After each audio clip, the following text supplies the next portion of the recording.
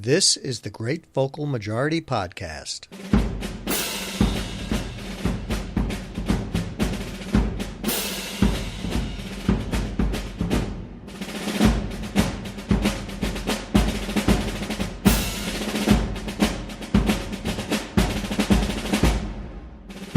Hey everybody, it's Tony Cottaspati with the Great Vocal Majority Podcast, and this is volume 63 that I've entitled Democrats and Russians. It's July 2018, and the mainstream media has been on fire for something like 18 months with allegations that President Trump colluded with Russians in order to win the 2016 presidential election. Now, so far, we've seen very little in the way of any real evidence that Trump or any member of his campaign had anything more than a conversation with an occasional Russian. Still, whatever new information the media learns, they feverishly connect the dots which have no business being connected. As a student of politics and history, though, I have found the behavior of the media as well as Democrats to be appalling, and I'm quite sure that many of you have as well. What I hope to do for you in this podcast is to give you some idea of the history that exists between Democrats and Russians. At the end of this, my hope is that you will understand why I'm appalled, if you don't already, at the current behavior of the mainstream media and Democrats. This story begins in Russia with the Bolshevik Revolution of 1917. Now, the Bolshevik takeover of Russia was the first successful Marxist revolution, and it did send shockwaves around the world, particularly in Western societies. European and American intellectuals were swept up in the excitement of revolutionary change and what it could mean for the future of the world. Remember, in 1917, Marxism had never been attempted as a governing philosophy. Russia would be a laboratory, and intellectuals loved that kind of stuff. They had a rooting interest, and they were hoping for its success. The early days of the Russian Bolshevik Revolution under Lenin were bloody in the extreme. Anyone opposing that new Bolshevik government under Lenin was deemed a counter-revolutionary and typically met a horribly cruel death, often by starvation. Lenin died in 1924, and after a power struggle between Trotsky and Stalin, Joseph Stalin assumed the leadership of the country, and he was even worse than Lenin. Now, while all this was going on in Russia, in the United States, fear was growing. It was called the Red Scare or the Red Menace. Many Americans feared that a Marxist revolution would come to the United States. And they had a good reason to think that, because a lot of the new immigrants from Europe, particularly Eastern Europe and Italy, were often receptive to leftist propaganda because labor at the time was unorganized and labor people were abused. The leftists never really gained a foothold, though, because when organized labor rose in the United States, it blunted the effect of Marxist or left-wing subversion. In other words, American businesses adapted. Still, in universities around the United States, the cutting edge of political thought centered on the great collectivist experiment that was going on in Russia. To bring Americans a bird's eye view of what was happening in Russia, the New York Times assigned a journalist named Walter Duranty to cover the progress of the Russian Revolution towards this Marxist collectivist utopia. Duranty filed news accounts accentuating the positive and, to his everlasting discredit, ignoring the negative, or pretty much ignoring it. The trouble was, the negative Duranty was playing down, or ignoring entirely, was so monstrous, it was clear he was acting as a propaganda tool for Stalin. Duranty ignored the deliberate and intentional starvation of as many as 11 million kulak peasant farmers, an atrocity rivaling the Nazi Holocaust of European Jewry in its immensity. The New York Times, left-leaning even in the 1920s, still displays, even today, Duranty's Pulitzer Prize in its headquarters offices in Manhattan. Duranty's reports from Russia were followed closely by academics who were still excited about the Russian Revolution. Although viewed with hostility in the halls of American government as a subversive ideology, antagonism towards Russian Marxism faded completely when the United States found itself allied with Russia after Hitler declared war on the United States in December of 1941. At that moment, many of those left-wing university intellectuals and others who were just plain pro-Russian Marxists who found their way into the U.S. government in various roles to help the war effort to defeat Nazism. Immediately after the defeat of Nazi Germany, the U.S. found itself with tons of pro-Russian Marxists all throughout the institutions of government that were appointed during the Roosevelt and later during the Truman administrations. And these people were all Democrats. They were favorably disposed towards Stalinist Russia, and many of them current or former members of the Communist Party of the United States. Some of them were recruited as spies, but all of them, as I've said, were Democrats. FDR or Truman Democrats, for that matter. Almost immediately after the war ended, Russia and the United States became Cold War enemies. In 1948, a former spy for Russia, a communist, Whittaker Chambers, revealed that a vast network of Russian spies existed in the United States. Richard Nixon, who was then a California congressman, listened to what Chambers had to say, and what he said was explosive. Chambers accused a Truman administration official in the State Department, a man named Alger Hiss, of being a Soviet-Russian spy.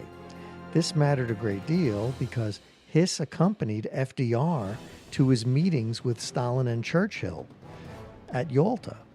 Truman also appointed Hiss to write and draft a charter for the United Nations. The accusation that a Soviet-Russian spy was so close to the President of the United States caused an earthquake, resulting in an avalanche of cries of partisanship and character assassination against Chambers and Nixon. Now, knowing that this was all political dynamite, Democrats began to line up almost just reflexively in defense of Alger Hiss's loyalty to the United States. Among those Democrats attesting to Hiss's loyalty were two sitting Supreme Court justices, as well as one past presidential candidate and a future presidential candidate, Adlai Stevenson. So you know they really did take this seriously. The Democrats went to the mat for Alger Hiss, but more than that, it sealed Nixon's fate as one of the worst villains in U.S. political history for condemning an innocent man forever as a disloyal American. Except there was one problem. Nixon and Chambers were right. The charges were true. Hiss was a spy. Hiss was indeed a spy for Russia. Although the question of his guilt was debated literally for decades after the fall of the USSR, the old KGB released documents that showed that Alger Hiss was indeed a spy for Russia. The damage to the Democratic Party did not end there. Subsequent to the Hiss affair, which remember happened in 1948, stretched out till I think 1951, Senator Joseph McCarthy began to hold Senate hearings, and he accused dozens of State Department officials and many people in business and entertainment and other prominent people in American life of being communists and disloyal to the United States, but loyal to Russia. Although it is true that McCarthy accused many people, later proved to be innocent of any disloyalty, even though they did have leftist or Marxist political views. Those same KGB documents that were made available in the mid-1990s also confirmed that dozens and dozens of the people that Joseph McCarthy accused, all of whom were Democrats, were indeed spies for Russia. Even to this day, the news media refuses to tell the entire truth about Hiss or McCarthy. To this day, despite incontrovertible proof of the guilt of Alger Hiss Democrats, playing on the ignorance of Americans, continue to defend Alger Hiss and condemn both Whittaker Chambers and Richard Nixon when all they did was commit acts of great patriotism and courage. At this juncture, though, I want to be fair, and I want to point out that the Democratic Party is not pro-Russian as a party. What is being pointed out here is that the Democratic Party has been a home for those harboring pro-Russian sentiments. From the 1920s through the 1950s, those sentiments were clearly ideological. But in 1960, America elected a vehemently anti-communist president and therefore anti-Russian president who happened to be a Democrat, and his name was John F. Kennedy. He was a true profile in courage, especially during the Cuban Missile Crisis. So it's rather ironic that his assassin, a communist named Lee Harvey Oswald, who defected to Russia, married a Russian woman, and returned to the United States, that's the man who murdered the president. It was almost like karma for the Democratic Party. As we move through the 60s and 70s and 80s, left-wing, pro-Russian, pro-Soviet extremism became prevalent on both college campuses and in the media. For example, during the 1960s, much of the campus rioting was instigated by pro-Russian groups that aligned themselves with the Democratic Party. This carried on through the 1970s. Political parties in the United States, which at least tangentially aligned themselves with the Democratic Party, had Russian sponsors and were aligned with the policies of the Soviet Union. One example of this was the Socialist Workers' Party, who got their orders directly from Moscow.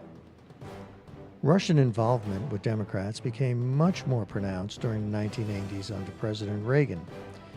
There was the No Nukes movement, which argued in favor of a Russian position regarding Pershing II missiles in Europe. There was also the burgeoning environmental movement, which Russians quietly and sometimes and often secretly funded.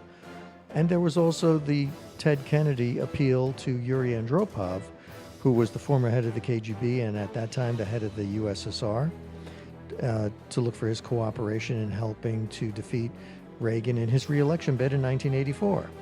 All of this was done to undermine the power and influence of the United States, and in every case found its most vocal support in the Democratic Party. It should disturb every American when a foreign power, be it a friend or a foe, attempts to insinuate themselves into our electoral process. But it should not be altogether unexpected either. The United States is the greatest and most powerful country in the world. We should be prepared for others when they try to interfere in our elections. But before they can interfere in our elections, we should take note of how they are interfering in our political system in other ways, as I've outlined here. Russian interference didn't begin in 2016, and it won't end in 2018. Questions regarding Hillary and Bill Clinton's relationship with Russians remain unanswered. The approval of a deal accessing 20% of America's uranium ore and the timing of a $150 million contribution to the Clinton Family Foundation from Russian interests, along with vast sums for speeches given in Russia, deserve as much or more attention than the strained effort to find collusion between the Trump campaign and Russians. If links do exist between the Trump campaign and Russians, let us see the evidence. But if we are left with only our suspicions in the absence of evidence, then we ought to have the courage to leave those suspicions wanting. The Democratic Party, for nearly 100 years, has never been so ferociously anti-Russian as now.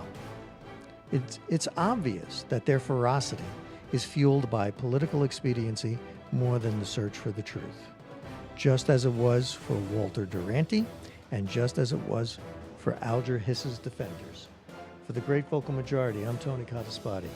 Thanks for listening to this podcast. If you enjoyed it and want to know more information, like where I got my source materials, please go to the YouTube channel where I've posted this as a video, and you'll see I have links there, as well as links on the website where you can find this podcast in more detail and background. Thanks again. Take care.